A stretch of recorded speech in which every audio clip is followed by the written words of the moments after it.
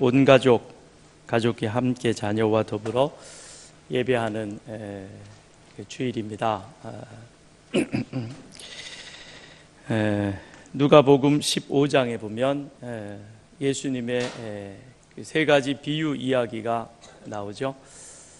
그 가운데서 우리가 잘 아는 집을 나갔다가 돌아온 둘째 아들에 관한 이야기, 흔히 우리가 탕자의 비유라 그렇게 알려져 있습니다. 렘브란트라는 화가가 그린 그림인데요. 잠시 소개를 드리면 한 아버지에게 두 아들이 있었습니다. 어느 날 둘째 아들이 아버지를 찾아와서 한 가지 청을 합니다. 아버지, 나에게 돌아올 유산의 몫을 미리 나에게 정리해서 주십시오. 그것은 아버지 빨리 죽었으면 좋겠습니다 라는 뜻과도 같은 겁니다. 아버지 입장에서 보면 상당히 불쾌한 그런 아들의 요구입니다. 그럼에도 아버지는 그 당신의 아버지의 재산을 정리를 해서 둘째에게 돌아갈 몫을 그렇게 유산으로 물려줍니다. 며칠 후 둘째 아들은 아버지로부터 받은 유산을 다 정리를 해서 먼 나라로 떠났습니다. 아버지에게서 할 수 있으면 멀리 도망가 버린 것이죠.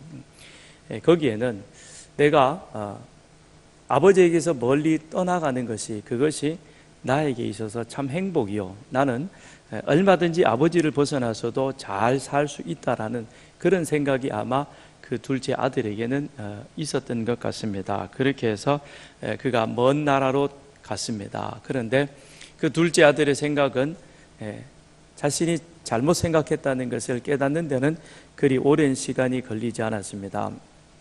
가져왔던 재산은 곧 이내 다 떨어져 버렸고, 또 설상가상 그가 머물고 있던 그 나라에 큰 흉년이 들었습니다. 그래서 먹고 살기를 걱정해야 합니다.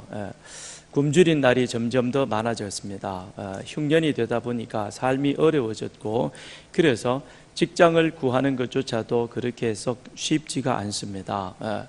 그런데 그를 불쌍히 여겼던 한 사람이 들에서 돼지치는 그런 일을 구해 주었습니다. 둘째는 생각을 합니다. 먹고 살기도 힘든데 혹 돼지가 먹는 그 죽 가운데서 좀 먹을 만한 것이 있으면 그것으로라도 배를 불려야 되겠다. 그래서 돼지 죽에서 혹 사람들이 먹다가 버린 소세지라도 있으면 그거라도 집어 먹으면서 내 배고픔을 좀 달래보았으면 좋겠다. 그런데 아무리 뒤져도 거기에는 사람이 먹다 버린 소세지는 한 톨도 발견할 수가 없었습니다. 굶는 날이 점점 더 많아지면서 둘째는 생각을 합니다. 내 아버지 집에는 많은 일꾼들이 있는데 그들은 일꾼이지만 식탁에서 하루 세 끼를 맛있게 먹지 않느냐, 나는 이곳에서 먹을 것이 없어서 굶어 죽겠구나, 그렇게 생각을 합니다. 그래서 내가 염치 없지만 그러나 아버지께 돌아가서 내가 잘못했다고 아버지께 용서를 구하고, 그리고 아들이 아닌 일꾼 중에 한 사람으로라도 좋으니까 나를 좀 받아주십시오라고 그렇게 부탁을 해봐야 되겠다라고 생각하고는 둘째 아들이 집으로 돌아갑니다. 오늘 본문에도 보면 1절에 이스라엘이 어렸을 때에 내가 사랑하여 내 아들을 애굽에서 불러냈거늘 그랬습니다. 하나님께서 이스라엘에 대하여, 이스라엘과의 관계에 대해서 말씀해 가시면서 호세아서는 두 가지 관계로 말씀해 주고 있습니다. 전반부에서는 호세아로 하여금 부정한 여인 고멜을 취하여 결혼해서 자녀를 낳으라, 그래서 하나님과 이스라엘의 관계를 부부 관계로 그렇게 설정을 해서 말씀을 해 주셨습니다. 그런데 여기 11장 후반부에 와서 보면 하나님은 이스라엘과의 관계를 이제는 부자 관계로, 아버지와 아들의 관계로 그렇게 설정을 해서 말씀해 주고 있는 것입니다. 부부 관계에는 사랑도 중요하지만 사랑보다 우선되어지는 것은 두 사람 사이의 신뢰 관계에 대한 정절, 약속인 것이죠. 부부 관계에는 이 사랑이라고 하는 것이 두 사람의 이미 약속되어진 그 약속을 성실하게 잘 지켜가는 가운데 또한 그 사랑도 더 아름답게 빛나게 되는 것입니다. 그러나 부자 관계에 있어서는, 부모와 자식과의 관계에 있어서는 약속보다 먼저 되어지는 것이 사랑인 것이죠. 그것도 자식이 부모를 사랑하는 것이 아니라 어버이의 자녀에 대한 사랑인 것입니다. 그래서 자녀를 향한 그 사랑이 먼저 되어지는 겁니다. 약속보다도 먼저 되어지는 것이죠. 그러면 이 호세아서에서 전반부에서는 부부 관계에 대한 정절을 말해주고 있고, 후반부에 와서는 부자 관계에 대하여 사랑을 또한 그렇게 말씀해주고 있습니다. 결국 이것은 다른 것이 아니라 동일하다라고 하는 것이죠. 하나님이 이스라엘 백성들에 대해서 그들이 하나님께 대하여 약속을 지키고 하나님이 명령한 것을 그대로 다 지켜 행하도록 하라고 하는 그 이면에는 무엇이 바탕이 되어져 있느냐? 하나님의 이스라엘 백성들을 향한 사랑이라는 것입니다. 그 사랑이 기반이 되어져서 하나님께서 이스라엘을 마치 자녀처럼 그렇게 사랑해 주신 같이, 그런 사랑을 받은, 그런 은혜를 입은 이스라엘 백성들은 또한 하나님과의 약속을 기억하고 하나님 앞에 그들이 감당해야 할 그와 같은 의무를, 약속을 성실하게 잘 지켜가야 한 것입니다. 그런데 그들은 그렇게 하지 못했던 것이죠. 그래서 하나님은 그들에게 너희가 왜 약속을 지키지 못하느냐? 내가 이만큼 너희들을 사랑해 주는데 그 사랑에 너희들은 약속을 지키면서 또한 하나님이 원하시는 그와 같은 삶을 살아가야 되지 않겠느냐. 그러면서 2절에 보니까 선지자들이 그들을 부를수록 그랬습니다. 그것은 하나님께서 끊임없이 이스라엘 백성들에게 다가가시는 것이죠. 그렇게 살면 안 되는 것이고, 그래서는 하나님이 너희를 애굽에서 아들 삼아주신 그와 같은 목적된 삶이 아니다라고 하는 것을 선지자들을 통해서 끊임없이 가르쳐 주십니다. 깨우쳐 주십니다. 일깨워 주시는 것이죠. 그런데 그들은 점점 멀리하고 바알들에게 제사하며 아로새긴 우상 앞에서 분향하였느니라. 하나님이 가까이 다가갈수록, 즉 하나님께서 그들에게 더 많이 그 사랑의 모습을 보여줄수록 이스라엘 백성들의 반응은 하나님에게서 멀어져 가는 겁니다. 하나님이 많은 사랑을 주실수록 그들은 그 받은 사랑을 하나님 앞에 되돌려 반응하는 것이 아니라 그들이 살고 있는 가나안 땅의 우상들을 사랑하고 섬기는 것입니다. 자, 그러면 하나님이 어떻게 이스라엘 백성들을 사랑하셨는가? 그 하나님의 사랑이 구체적으로 3절, 4절에 그렇게 기록이 되어져 있지요. 첫째는 하나님께서 이스라엘의 길을 인도해 주셨습니다. 내가 에브라임에게 걸음을 가르치고, 걸음을 가르쳤다는 것은 그거는 곧 그들의 갈 길을 가르쳐 주시고 인도해 주셨다라고 하는 것이죠. 하나님은 애굽에서 이스라엘을 불러내셔서 그리하여 가나안 땅으로 가는 과정에 광야를 지나가며 그 광야 40년 동안 그들의 삶을 인도해 가십니다. 그래서 낮에는 구름 기둥으로, 밤에는 불 기둥으로 이스라엘 백성들을 인도하시죠. 또한 하나님께서는 그들을 광야의 여러 어려움과 위험에서부터 그들을 지켜주시고 보호해 주십니다. 3절에 계속해서 내 팔로 안았음에도 내가 그들을 고치는 줄을 그들은 알지 못하였도다. 광야에는 독 있는 전갈로부터 비롯해서 여러 가지 많은 들짐승들이 그렇게 사람에게 위협이 되어집니다. 뿐만 아니라 광야라고 하는 그 자체가 물과 먹을 것을 구하기가 어렵습니다. 뿐만 아니라 광야에는 내 자신이 그대로 노출되어져 있기 때문에 이민족들로부터 침략받을 그러한 위험에서 늘 노출되어져 있는 바로 그와 같은 것입니다.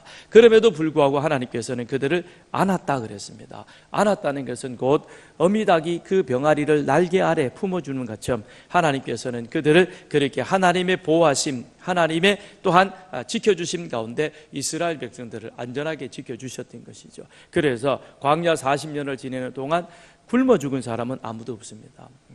하나님 앞에 불순종하여 하나님의 심판받아 죽었던 고라일 땅 같은 사람들이 있거나, 아니면 가데스 바네아에서 하나님 앞에 하나님을 불신했다가 다시 애굽으로 돌아가자 그러면서 백성들을 선동하다가 이민족에 의해서 죽임당한 사람은 있지만 한 사람도 굶어 죽은 사람이 없었다는 것입니다. 그것은 하나님께서 광야의 여러 가지 위험과 어려움에서부터 그들을 지켜주시고 보호해 주셨습니다. 그런데 그들은 알지 못하였다. 이스라엘 백성들은 그것이 하나님의 보호요 하나님의 은혜였던 것을 알지 못했던 것입니다. 뿐만 아니라 4절에 보니까 내가 사람의 줄 곧 사랑의 줄로 그들을 이끌었고 그랬습니다. 하나님께서 그들을 사랑으로 양육해 주셨던 것입니다. 여기 보니까 사람의 줄, 사랑의 줄, 인쇄가 잘못된 게 아니고요. 앞에는 사람이고 뒤에는 사랑입니다. 그럼 왜 하필 하나님이 사람의 줄, 사랑의 줄 그렇게 표현했을까? 거기에 대비되어지는 것이 멍에라고 있는 것이죠. 멍에. 그 당시 호세아 당시에 요즘도 그런 게 있는 것 같더라고요. 제가 이렇게 사람들이 많이 모이는 그런 놀이시설이나 한 번은 호수공원에서도 그런 모습을 보았는데 아이가 막 걸어 다니기 시작하니까 엄마가 그 아이가 메고 있는 그 멜빵가트를 메게 했는데 그 뒤에 끈이 달려 있더라고요. 한 이만한 끈이 있어가지고 애가 앞에서 막 걸어가면 엄마가 끈으로 조정을 하는 거예요. 참 편리하더라고요. 호세아 당시에도 이런 게 있었던 것 같습니다. 그래서 아이가 걷기 시작하면 그러면 그 아이가 위험이나 어려움에 빠지지 않고 바른 길을 제대로 갈 수 있도록 그렇게 줄로서 이렇게 부모하고 묶어 놓는 겁니다. 그래서 사람의 줄, 그런데 그건 무엇이냐? 사랑의 줄이라는 것이죠. 반면에 후반에 가서 보면 그 목에서 멍에를 벗기는 자 같이 되었으며 멍에는 짐승에게 매는 것이죠. 같은 줄이지만 그것이 사람에게 의해서 사람과 사람 사이 엮여져 있느냐 사람과 짐승과 엮여져 있느냐에 따라서 그것이 사랑이 되고 그 다음에 멍에가 된다는 것입니다. 그러면 하나님은 사람의 줄 곧 사랑의 줄로 이스라엘 백성들을 인도해 가셨다라는 것은 하나님이 이스라엘을 애굽에서 인도해 내시되 때로는 필요할 때는 하나님께서 기적 같은 역사를 일으켜서 이스라엘 백성들을 이끌어 가셨지만 그러나 통상은 하나님께서 모세를 그 가운데 중보자로 세우셔서 그리하여 이스라엘에게 하나님의 뜻을 하나님의 말씀을 하나님의 계획을 그들에게 가르쳐 주시고 인도해 주시고 이끌어 갈 수 있도록 그렇게 하셨다는 겁니다. 그래서 때로는 이스라엘이 하나님을 잘 알아듣지 못하고 불신할 때에 모세를 통해서 하나님의 계획이 무엇인가라고 하는 것을 아주 이렇게 인자한 모습으로 그들에게 가르쳐 주시며 이스라엘을 사랑의 줄로 이끌어 주셨습니다. 이런 은혜를 이스라엘 백성들이 입고 가나안 땅에 들어왔고 가나안 땅에 기업을 분배받았고 더 나아가서 그곳에서 이제 그들이 그렇게 살아가고 있습니다. 그러나 그들의 삶은 어떠했냐? 가나안 땅에 들어와서 그런 하나님의 은혜, 하나님의 사랑은 이들이 까맣게 잊어버리는 겁니다. 하나님의 사랑을 입었지만 그들은 그 하나님의 사랑을 배신합니다. 왜 그런가? 왜 이런 엄청난 은혜를 입었음에도 하나님의 사랑을 배신하고 딴 길로 가는가? 그것은 목적이 달랐기 때문인 것입니다. 하나님이 이스라엘 백성들을 불러내신 목적과 그 다음에 하나님의 은혜를 입었던 그 이스라엘 백성들 그들의 삶의 목적이 달랐다는 것입니다. 하나님께서는 이스라엘을 불러내시면서 애굽에서 불러내셔서 시내산에서 그들과 함께 같이 계약을 맺습니다. 온 세계가 다 내게 속하였나니 너희가 내 말을 잘 듣고 내 언약을 잘 지켜 행하면 그러면 너희는 모든 민족 중에서 내 소유가 되겠고 또한 너희는 내게 거룩한 제사장 나라 거룩한 시민이 되리라고 그렇게 하나님이 이스라엘 백성들에게 하나님이 그들을 애굽에서 불러내신 목적에 대해서 그들을 선택하신 것에 대해서 내가 이제 너희들을 사랑하고 은혜를 베풀어 주겠다는 그 목적에 대해서 하나님이 설명을 하십니다. 세계가 다 내게 속하였다는 것은 너희 아들에도 하나님은 이스라엘 외의 다른 나라를 선택하셔서 하나님의 소유된 백성으로 삼으실 수 있다는 것입니다. 그럼에도 불구하고 이스라엘을 선택하신 것은 그것은 너희들을 내가 특별히 더 은혜를 주어서 그리하여 제사장 나라 거룩한 시민 되게 하리라. 그래서 세상의 많은 사람들에게 하나님의 선택받고 하나님 말씀대로 지켜 행할 때 하나님께서 어떻게 그들에게 축복해 주시는가? 축복은 그 다음에 있는 것이고 그러니까 부수적으로 따라오는 것이고 먼저는 하나님과 목적을 맞추어서 같이 함께 살아가는 것 이게 중요하다는 것입니다. 지난 주일 오후에 저희가 체육대회를 했는데요. 2인 삼각 경기도 했었고 그 다음에 또 저는 육상 뭡니까? 바톤이 이만큼 큰 건 처음 봤어요. 그래서 그걸 준비하길래 그거 가지고 뭐 하나 서로 밀치기 하나 뭐 그런 줄 알았어요. 근데 3명을 거기에 붙여가지고 그것을 같이 붙잡고는 달리기를 시켰죠. 그죠? 떨어뜨리면 안 되죠. 근데 좀 성질 급한 사람은 빨리 가려고 그러고 조금 이렇게 걸음이 늦은 사람은 어때요? 끌려가는 겁니다. 가다가 그 다음엔 놓치기도 하고, 또 2인 삼각 경기 우리가 잘 봐서 알겠지만 발이 잘 맞으면 잘 가죠. 그죠? 보는 사람도 굉장히 편안해요. 그런데 이게 잘 안 맞으면 어떻게 됩니까? 분명히 약속은 우리가 묶인 발부터 먼저 내고 그 다음 발 내자 그랬는데, 그런데 마음이 급해지니까 하여튼 이게 빨리 가요. 그죠? 그러니까 이게 엇박자가 나가지고는 가다가 넘어지기도 하고 그럽니다. 그럼 하나님과도 마찬가지인 것이죠. 하나님과 목적이 같으면, 같은 목적, 하나님께서 온 세계가 내게 속하였지만 그런 가운데서 내가 너희를 선택한 것은 내가 너희를 제사장 나라 거룩한 시민 되게 하리라. 그 약속을 잘 지켜 행하면 그러면 내가 복을 주리라 그랬습니다. 그래서 묵은 곡식이 떨어지기 전에 새 곡식으로, 그 다음에 안보 문제에 있어서도 걱정하지 않도록 안보에 들어가는 비용을 대신 복지 사업에 쓸 수 있도록 하나님께서 그렇게 축복해 주시겠노라 약속하셨습니다.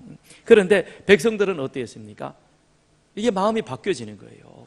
갈수록 뭐에 더 마음이 쏠리는 겁니까? 묵은 곡식보다 새 곡식이 더 많아지는 것에 더 마음이 끌리게 되어지는 것이고, 그리고 안보에 지출할 비용을 확 줄이고 대신 더 많은 복지 혜택을 가만 앉아서 누리고 받고 싶은 겁니다. 이게 바뀌어지니까 하나님은 먼저는 제사장 나라 거룩한 시민이 되는 것이고, 그 다음에 하나님이 부수적으로 축복을 주시겠다 그랬습니다. 그런데 백성들은 그게 아니라 축복이 더 중요한 것이고, 그 다음에 하나님 이 계명 지키는 것은 부수적으로, 이게 바뀌어지니까, 그러니까 분명히 약속은 묶인 발부터 먼저 나가자 그랬는데, 그런데 한 사람은 묶인 발이 아니라 자기 편한 발부터 먼저 나가니까 뒤엉켜 가지고 넘어지게 되어지는 것처럼 이스라엘 백성들의 삶이 그러했다는 겁니다. 우리는 하나님의 계명, 하나님의 가르치심, 하나님 앞에 제사하는 것, 그건 너무 번거롭습니다. 뭘 그렇게 일주일에 한 번씩 예배 드리고, 또 내일 새벽에도 예배 드리라 그러고, 밥 먹을 때도 하루 3번 기도하라 그럽니까? 한 번 몰아서 하면 안 됩니까? 아침에 하든지 저녁에 하든지 우선 먹고 내가 배불러야 되지 않겠습니까? 그죠? 그래서 머리를 숙였다가 드는 사람도 있어요. 근데요, 식사 기도 잘하니까 복이 덤으로 오더라고요. 어제 제가 오후에 이제 주일 준비를 하다가 좀 바람 좀 쐬려고 말리포를 갔다 왔어요. 갔다 오다가 배가 고파가지고 저녁을 먹어야 되겠다. 근데 보니까 길가에 플랜카드가 하나 붙었는데 사업 개시. 그래서 바지락 칼국수 있더라고요. 그래서 어디 있는가 보니까 저 장산 사거리, 태안에서 안면도 어디죠? 저쪽 어디죠? 어디야? 안흥으로 빠져가는 그 사거리 쪽에 거기에 바지락 칼국수 집이 개업을 했더라고요. 그래서 거기 가서 칼국수 먹으려고 들어갔어요. 칼국수를 시켜가지고 나오길래 기도를 했죠. 기도 다 끝나고 이제 숟가락을 들어서 밥 먹으려고 그러는데 주인이 그러는 거예요. 고객이 저랑 제 집사람 달랑 2사람밖에 없었어요. 그러니까 그 주인이 물어요. 교회 다니세요? 그러더라고요. 그래서 저도 깜짝 놀래가지고 밥 먹으려다가 예, 교회 다녀요. 그랬더니 자기는 저기 어디지? 거기 좀 더 들어가가지고 거기 삼원교회에 있는 그쪽에 삼원교회인가를 다닌대요. 그러면서 자기도 여기 서산에 있으면서 본향교회도 다녔고 뭐 은혜와 진리 교회도 다녔고, 그래서 지금은 여기 이사 와서 거기 다닌대. 그러면서 저보고 묻는 거예요. 그래서 어느 교회 다녀요? 그러더라고. 그래서 제 신분을 노출을 했지요. 저는 서산에서 교회 다니는데 서산 장로교회 목사입니다. 그랬더니 목사님이세요? 그러면서 더 반갑게 그러는 거예요. 근데 나중에 나올 때 보니까 목사님 이거 꽃게인데요. 그리고 꽃게 한 마리를 줘요. 그거 이게 말아가지고는 꽃게 한 마리를 주면서 집에 가서 맛있게 해서 드세요 그러더라고. 기도 잘하니까 꽃게도 생겨요. 여러분도 기도 잘하세요.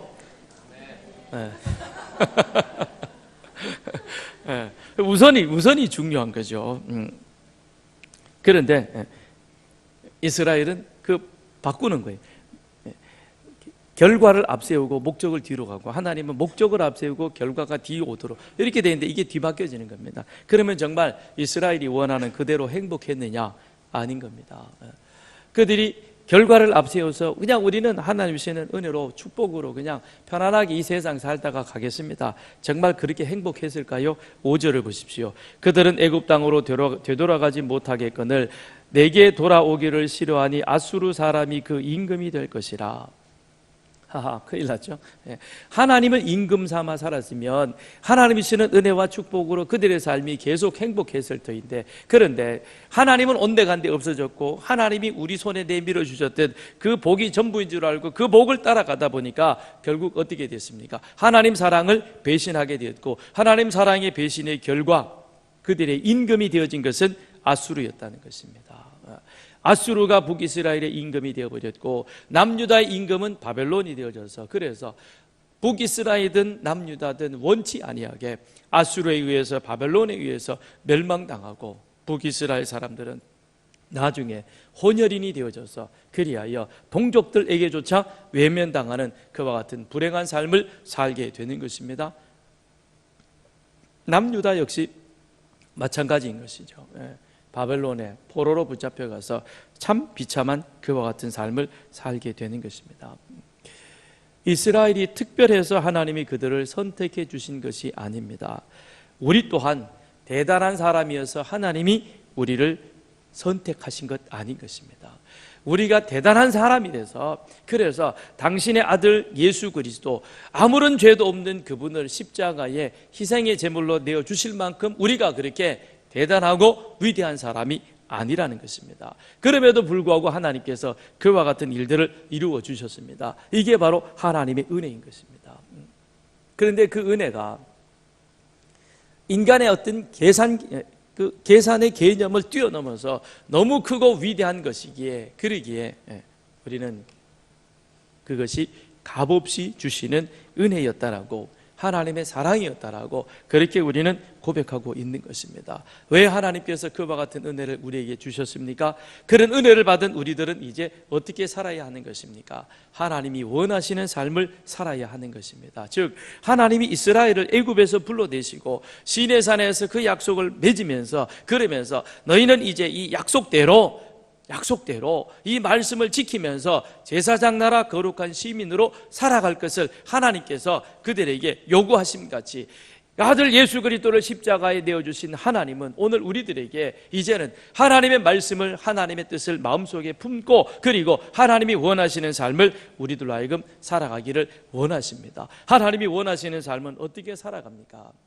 내 생각과 내 방법대로 살아가는 것이 아니라 하나님의 말씀 앞, 하나님의 말씀과 기도가 이제는 우리가 생활화 되어져야 할 것입니다. 말씀과 기도 중심의 삶을 살아갈 때에 지금까지 나를 붙잡고 있었던 과거의 그와 같은 옛 생활의 방식들을 우리는 벗어버리게 될 것입니다. 우리의 의지로는, 우리의 생각으로는 결단코 우리는 과거 옛 사람의 행실을 벗어버리지를 못하는 것입니다. 과거의 삶을 벗어버릴 수 있는 유일한 길은 말씀과 기도인 것입니다. 말씀과 기도 중심의 삶을 살아갈 때에 성령이 우리를 붙잡아 주시는 것이고, 성령이 우리와 함께 할 때 우리 안에 있는 모든 옛사람의 모습을 우리는 벗어버리고 하나님의 뜻에 오롯이 순종할 수 있는 그와 같은 귀한 삶을 우리는 살아가게 되는 것입니다. 그러므로 이제는 예수의 은혜로 구원받아 나는 죽어마땅한 죄인인데, 그런데 하나님이 나에게 값없이 그런 큰 은혜를 베풀어 주셨다는 그 사실을 깨닫는 자는 하나님의 말씀이, 하나님의 뜻이 그 삶의 기준이 될 것입니다. 집 나갔던 둘째 아들이 다시 돌아오죠. 그런데 참 묘한 일이 벌어지고 있습니다. 묘한 일이 벌어집니다. 둘째 아들이 집을 떠날 때와 집으로 돌아올 때의 모습은 아주 다릅니다. 집을 나갈 때는 돈도 많았고 그동안 아버지 곁에서 잘 먹고 그랬으니까 얼굴에 기름기도 흐르고 좋은 옷 입고, 그죠? 아주 삐까번쩍하게 나갔을 것입니다. 그런데 돌아오는 지금의 모습은 어떠합니까? 제대로 먹지를 못해서 피골이 상접했고, 그리고 들에서 돼지를 쳤으니 그 형색이, 그 몰골이 어땠겠습니까? 세수 제대로 했겠어요? 그런데다가 또 오랜 길을 그렇게 타향해서 고국으로 집으로 돌아오는 길이었으니까 그 여정에 얼마나 꾀죄죄하고 힘들고 그랬겠습니까? 그러니 그 누구도 아마 저 사람이 그 집의 둘째 아들이라고 생각하는 사람은 아무도 없을 것입니다. 어쩌면 그게 둘째 아들에게는 다행일 수도 있었을 거예요. 그죠? 그렇게 초라해가지고 돌아오는데 보는 사람마다 너 그 집 둘째 아니냐 이러면 얼마나 세상 말로, 요즘 애들 말로 쪽팔리겠어요. 그죠? 근데 자기를 아무도 몰라주니까 그게 다행인 거죠. 그죠? 그렇게 해서 돌아옵니다. 그러니까 아무도 이 사람에게 관심 갖지 않고 오히려 오던 사람마저 그를 피해가는 그와 같은 상황입니다. 그런데 그 사람이 저 먼 곳에서 그렇게 터벅터벅 걸어오고 있는데 그가 자기 아들인 것을 알아보는 사람이 있었습니다. 바로 아버지였던 것이죠. 아직도 거리가 먼데 아버지가 그를 보고 측은히 여겨 달려가 목을 안고 입을 맞추니, 아버지는 그렇게 오는 그 사람이 그가 바로 내 둘째 아들, 집 나간 둘째 아들임을 한눈에 알아봅니다. 어떻게 해요?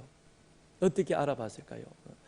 아버지에게 몹쓸 짓을 하고 나간 그 아들이지만 그때도 그 아버지는 그 아들을 사랑했습니다.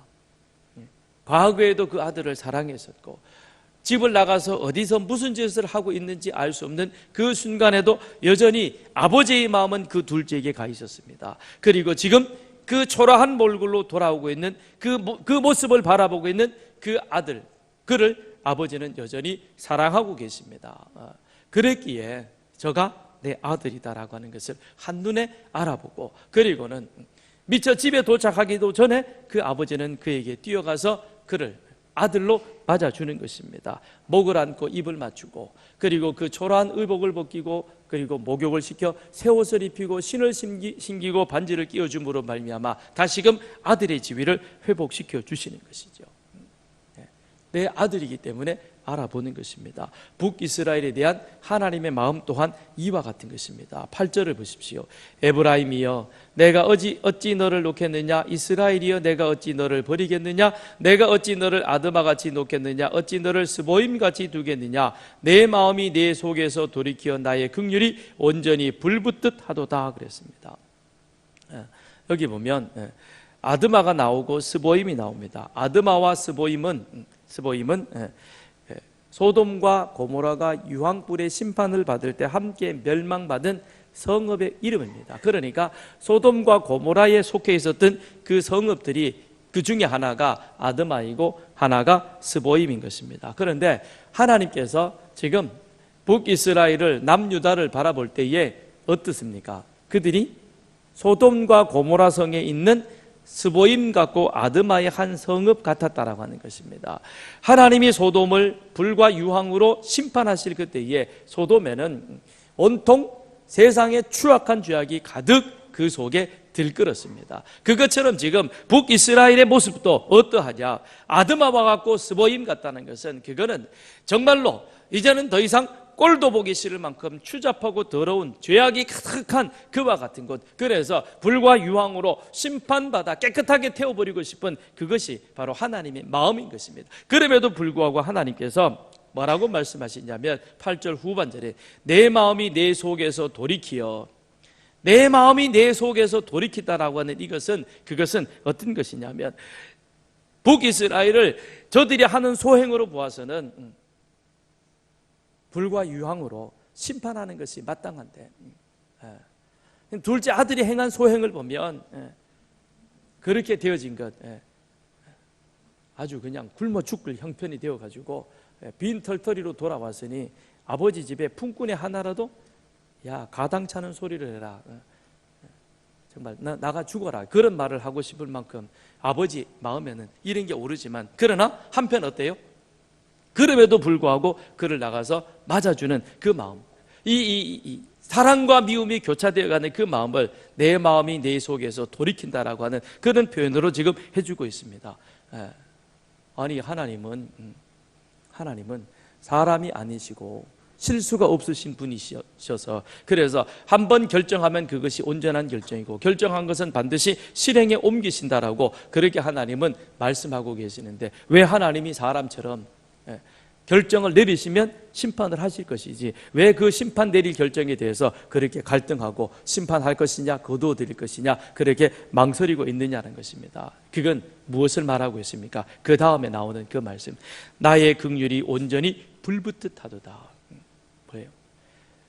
북이스라엘을 향한, 이스라엘 백성들을 향한 하나님의 사랑이 그들이 둘째가 아버지에게 와서 아버지 빨리 죽었으면 좋겠어요. 그러니까 나에게 유산 빨리 물려주세요라고 그렇게 입에 담을 수 없는 그런 말을 했음에도 불구하고 그래서 그 아들이 아주 그냥 정말 그렇게 초라한 형색으로 다시 돌아왔을 때 잘됐다. 이거 봐라. 엄마 말 안 듣더니 그게 됐지. 야, 고소하다. 그런 마음이 생길 수 있는데 그런데 그것을 무엇이 뛰어넘느냐? 그를 향한 긍휼의 사랑. 그래서 나의 긍휼이 그를 향한 하나님의 사랑이 마음속에 불붙듯 일어나서 그래서 그 다음에 어떻게 하시겠다는 겁니까? 11절에 그들은 애굽에서부터 새같이 아수르에서부터 비둘기같이 떨미 오르니 내가 그들을 그들의 집에 머물게 하리라. 내가 그들을 그들의 집에 머물게 하리라.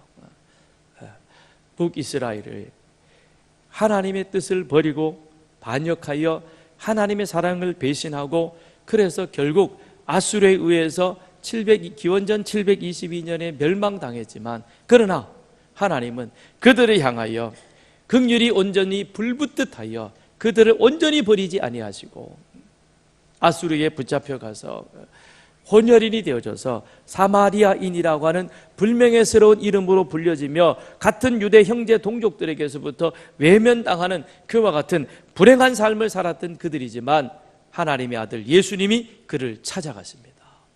사마리아 수가성에서 남편이 5 있는 그 여인을 만나시고 그의 허물을 그 마음의 근심을 벗겨주시고 그리고 하나님의 자녀로 불러주시는 겁니다. 그리고 다시금 어떻게 해요? 하나님의 집에 머물 수 있는 그들의 집에 머물게 하리라. 그런 하나님의 은혜를 그들에게 베풀어 주신 겁니다.